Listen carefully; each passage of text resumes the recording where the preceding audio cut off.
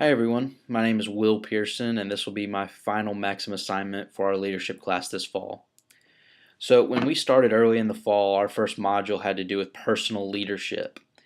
And after a lot of those readings and a lot of reflection, now that it's been a few months back on the original paper that I wrote, I have come to the conclusion that my maxim for personal leadership is going to be break down your next wall. Now, what this means for me is I believe as a leader, you can only ask your people to be as good as they can be. So be the best version of themselves and always be striving to make this better. This also means that you have to be trying to always make everything better and to be striving for more out of yourself as a leader. So there are all these walls that I believe are our next steps, things that block us from being a better version of ourselves than we already are. And we always have to be striving to get over these walls, and sometimes we try to go around them and it's the easy way out. And I believe that the only way that you truly get better as a leader and as someone who is not a leader, as an employee, is I believe you have to break these walls down to where I never have to go back through there. I have accomplished it. I am better for it. I'm on the other side. And even though it was tough, I got through it. So I believe that for my personal leadership goal, I believe that breaking down your next wall is the most important way to go. Our next module we went through was team leadership. This one has more of a personal touch to me. My maxim is going to be the best Taylor.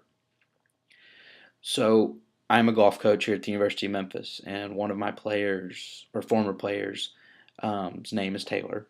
And I came to this realization while we were having a meeting, and I got reminded of it through different readings and discussion boards that we had this year. We were sitting there talking, and I realized I was holding him to a standard that I hold most everyone to, but he was trying his hardest to do everything he could to do exactly what I asked. But it was not in the cards for him to be able to pull it off. Well, I came to the conclusion that I can't ask him to be better than he is honestly capable of being. I can't hold him to that standard. I can try to help him down that road, but I can't force someone to do something that honestly they're never going to be able to do. But I can force him to try his hardest and to be everything that he can be. And what I view in business or in a team atmosphere that makes this so important is I believe every person has a role. And if you hired them, there's a role for them on your team.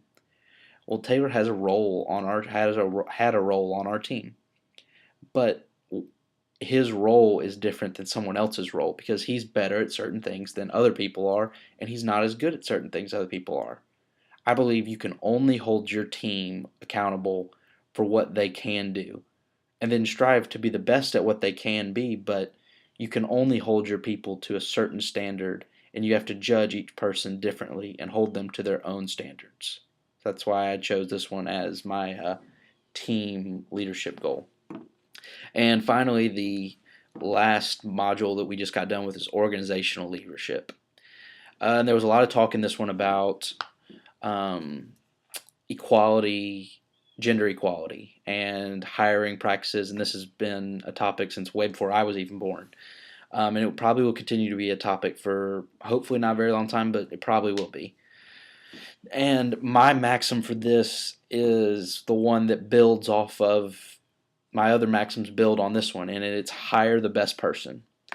It seems like a simple concept. It's one that we use in recruiting all the time, but understand hiring the best person does not always mean the most talented person.